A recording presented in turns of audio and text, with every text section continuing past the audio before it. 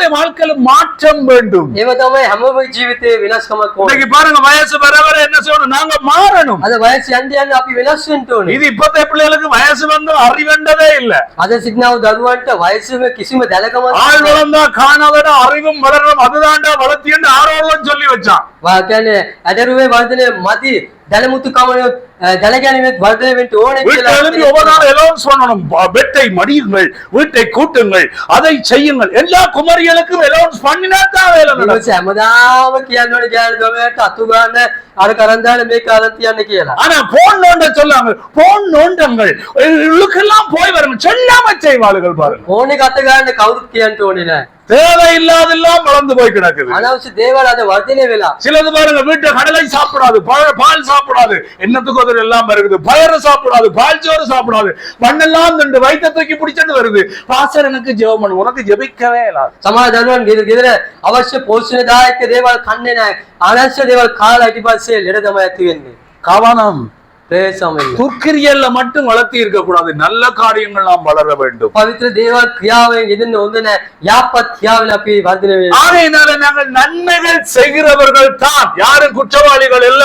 අපි යාපතේ කරන අය තමයි නිදොස්. ஆனாலும் தேவன் எங்கள் நிமித்தம் சந்தோஷப்படுகிற கிறிஸ்தவ வாழ்க்கை நான் நீங்களும் வாழ வேண்டும். නමුත් දෙවියන් වහන්සේ අප වෙනුවෙන් සතුටු වෙන්න තරමට අපි කිතුණු ජීවිතයක් ගත කරන්න ඕනේ. ஆண்டவர் சந்தோஷப்படுறாரா? ස්වාමීන් වහන්සේ සතුටු වෙනවා. உங்களை நீங்களே கேட்டுக்கொள்ளுங்க. ඔබම අසා ගන්න. நான் வாழ்றது என்னுடைய ஜீவியத்துல கர்த்தர் சந்தோஷப்படுறாரா? මගම ජීවත් වෙනා මගේ ජීවිතේ ස්වාමීන් වහන්සේ ප්‍රිය වෙනවා. ஆகையினால தேவன் சந்தோஷப்படாத வேலைகளை நாம் செய்கிற பொழுது கோபம் வரும்.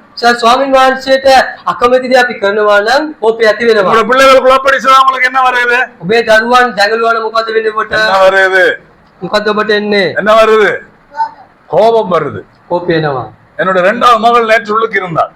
මම දෙවෙනි දියණිය දෙදෙන සිටියා ඊයේ. நான் அப்படி வந்தோடனே இப்படி என்னட்டா.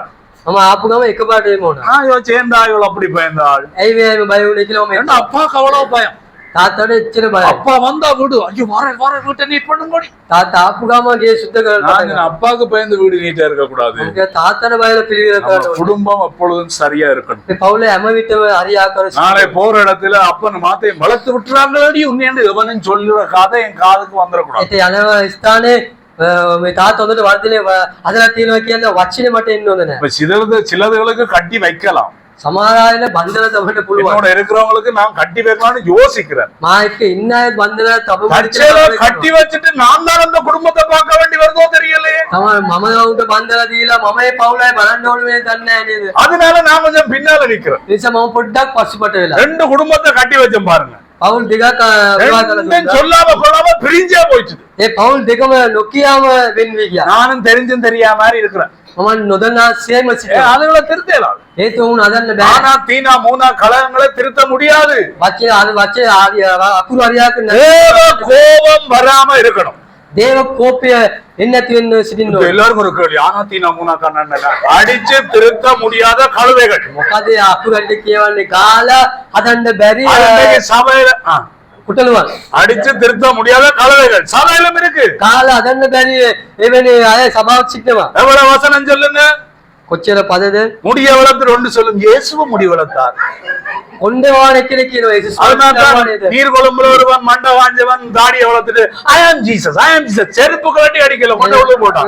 මේකම කෙනෙක් සිටිනවා කොණ්ඩේවාන මම යේසුස් වහන්සේ කියලා. செய்யறதெல்லாம் செய்துட்டு කරන හැම දෙයක්ම කරලා. ஏசு இப்படி சொன்னார். ஏன்னா நிறைய பெரிய ஆட்கள் යේසුස් වහන්සේ කිව්වනේ මාළුකෝ අය. ஒரு பயலும் கேள்வி கேட்கக்கூடாது. කිසි කෙනෙක් ප්‍රශ්න வேத வசனத்தின்படி நீ வாழ்ந்தால் தேவனுடைய ஆசீர்வாதம் உன்னை வழி நடத்தும். தேவவචන අනුව ඔබ ජීවත් වෙනවා නම් උන්වහන්සේ ආශිර්වාද ඔබට தேவனுக்கு விரோதமா நீ பாவம் செய்தேன்னா தேவவචන ඔබ පව් කරනවා නම් வானத்திலிருந்து பலகணிகளுக்கு கொட்ட மாட்டார், கோபம் வரும் பரலோகத்திலிருந்து பைபிள் சொல்லுது. ආසේ කවුරු විරුද්ධ වෙන්නේ නැහැ. උන්වහන්සේ කෝපය ඇති වෙයි කියලා நான் அந்த வசனத்தை வாசிக்கிறேன். 12 வசனம் பாருங்க. දෙවෙනි පදේ බලන්න. தேவனுடைய கோபம் பரலோகத்திலிருந்து வெளிப்பட்டு கொண்டிருக்கிறது. நிகழ்காலத்தில் சொல்லப்பட்டிருக்கிறது. මේ වර්තමානයේ කියා තිබෙන්නේ. ஆகையினாலே நாம் தேவனுடைய கோபத்திற்கு ஆளாகாதபடி இருக்கணும். දෙවියන් වහන්සේගේ ද්වේෂ භාවයට හැටියට අපි 19 வசனம் எல்லாரும் வாசிக்கலாம். 19 வசனம் 19 පද வாசிங்க எல்லாரும்.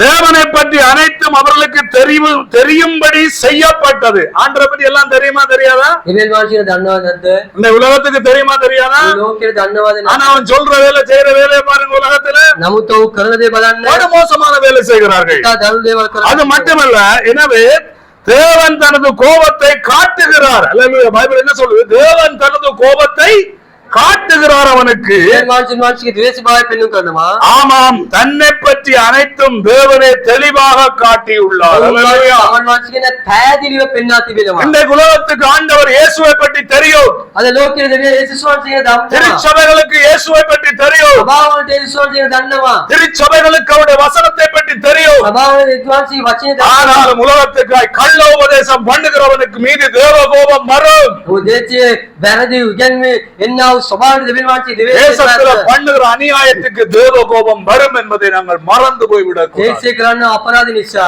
උන්වහන්සේ ද්වේෂභාවයට ඒක අමතක නොකර 20ஆம் வசனத்தை பாருங்கள். வாசிங்கள் 20ஆம் வசனத்தை எல்லாரும். 20 වෙනි පදය.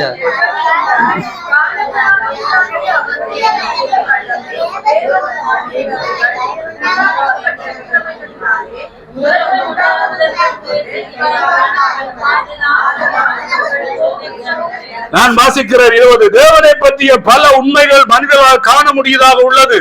දෙවියන් වහන්සේ ගැන සමාන සත්‍ය දේවල් මනුෂ්‍ය විසින් පෙන්වන්න ලබනවා. அவர்கள் முடிவில்லாத வல்லமையையும் தெய்வத்துவத்தையும் கொண்டனர். ඔවුන් අවසාන නොවේලා සින්නා වූ දෙවිවරුන්ගේ බලය කල්ලුකොට ஆனால் உலகம் உண்டான நாள் முதற்கொண்டு மக்களால் அவரது படைப்புகள் எல்லாம் எளிதில் புரிந்து கொள்ளும் விதத்தில் இருக்கிறார். එම් පෙන්වගෙන නමුත් ලෝකේ පටන් ගන්න පෙර උන්වහන්සේගේ සියලු බලය උන්වහන්සේ වෙන දේවල් ලියා තිබෙනවා. அதனால் மக்கள் தாங்கள் செய்யும் தீய காரியங்களுக்கு சாக்கு போக்கு சொல்லி தப்பித்துக் கொள்ள இயலாது. එම නිසා මිනිස්සු අද කරන්නා වූ සමහරුන්ගේ අනවශ්‍ය දේ නිසා නිදොසට හේතුව කියලා බැහැරව යන්න බෑ.